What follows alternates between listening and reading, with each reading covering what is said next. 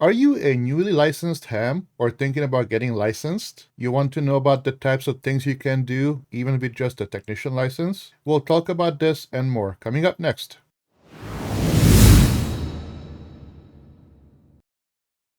My name is Lucas Ford, ham radio call sign W6AER. If you are a newly licensed ham, welcome to the world of amateur radio.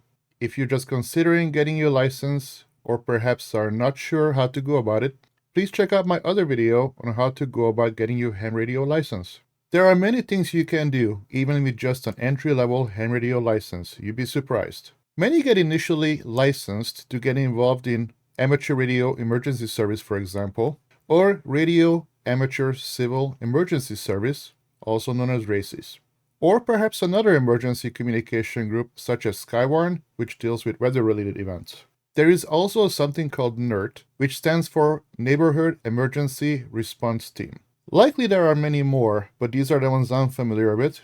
If you know more, please share and comment below. I would love to learn more about these as well. As I had mentioned in another video, joining a club is a great way to learn, get support, and even borrow gear in some cases. You don't actually even have to be licensed to join most of these clubs, though there are exceptions. You get access to the full VHF and UHF amateur spectrum, and this is at full legal limit. In fact, you can work all the way up to 10 gigahertz and beyond with just a technician license. You will see the most activity on 6 meters and 2 meter bands. Of course, these are not nearly as active as the HF bands. Participating in 2 meter and 70 centimeter nets, and of course, use of repeaters on these bands is also available to those with technician licenses. You can find a list of repeaters online or in this book, and I will leave a link below as I always do. There's a little technical side note. The 2 meter band is sometimes referred to as 144, and the 70 centimeter band is sometimes referred to as 440, in case you're wondering, or in case you have run into this in literature. This is not always clearly explained to newcomers. You can also work ham radio satellites, meaning make contacts with other hams, by doing something as simple as pre-programming your inexpensive handheld, with proper antenna of course, and path prediction software. It's quite amazing how far you can talk on the VHF and UHF bands. Of course, you can build your station out more as your experience grows, or if you're interested in it. You can also work the ISS, or the International Space Station if you will, meaning you can make contact with other hams, but once in a while you will have NA1SS, or November Alpha 1 Sierra Sierra, or a similar call you. This would be an astronaut on the International Space Station. This has happened to me, and it's quite a thrill. Many hams are trying to get contacts like this, and it's not as complicated as it sounds. You can build your own antennas even. It's really cheap to get started this way, and I still build a lot of my own antennas. You can even start building antennas while still studying for your test. In fact, you might get some really nice practical experience. There are many plans online, and it can not only be fun, but also a nice learning experience, and you can do it incredibly cheaply using parts around the house possibly, or with a simple trip to a hardware store. APRS, also known as Automatic Packet Reporting System, is also very popular. Many use it for position reporting, and therefore it is a misconception by some that it actually stands for position, but in fact the P stands for packet. You can find this service on 144.39 MHz here in the US, but it does vary somewhat worldwide, so you might be on a different frequency. Using a radio and simple software, you can do some amazing things. Many radios actually have APRS built in, though you can extend the functionality using additional software. So check this out, it's quite fun. Speaking of which, back to packet. This is basically data being moved much as it is in the computer world, but this time through radios. Yes, this works much like Wi-Fi, which is technically also a radio, as is your cell phone if you really think about it. But that's another topic for another video. The WinLink service is used to send email using radio, and it is something that many hams do. I have also used this before, and it's pretty neat. However, far from secure, and it is to be used rarely, on rare occasions, or in case of emergencies only. It's definitely not for everyday use. It would create some serious congestion, and it is more in line with the speed of a dial-up service from back in the day than broadband. So it's kind of like watching paint dry, but if nothing else works, this will. You may have already heard of DMR, DSTAR, and Fusion. These are all digital voice modes, and you will have full access to these as a technician. DMR stands for Digital Mobile Radio, and currently is perhaps the most popular mode of the three. This changes though as things evolve. System Fusion is by Yaesu, and DSTAR can be found on most ICOM and some Kenwood radios. DSTAR stands for Digital Smart Technology for Amateur Radio. And of course, it's a lot easier to say DSTAR.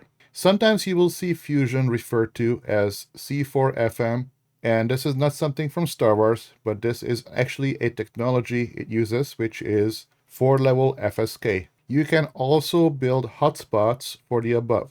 These bypass radio waves, well, kind of. It still uses a weak signal to connect to your nearby radio, and I'm talking about a couple of milliwatts, and the rest is done through the internet. Very handy if you do not have a repeater within reach of your radio. So this is extremely rare, as most areas have at least 1 or 2 repeaters, even if you live far away from cities, which you should be able to reach with a handy talkie. Hotspots can get a little bit complicated for the absolute beginner, and maybe I will do a more elaborate video on this topic in the near future. It's a topic way too big for this video to cover. EchoLink is also very popular with hams, especially when they travel or are at work and they only have access to a computer or a phone.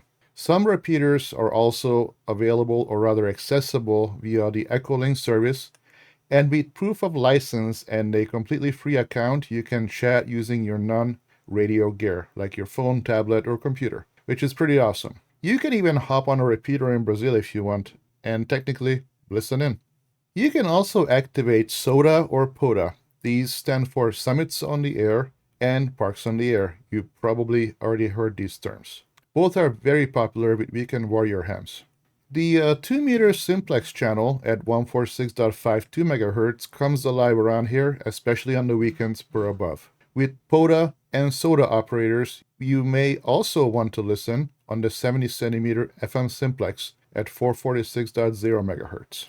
In my area, which is just south of San Francisco, the 1.25 meter, also known as the 220 meter band, is not too active, unfortunately, except for VHF contests and a few repeaters, which don't get too much traffic anymore.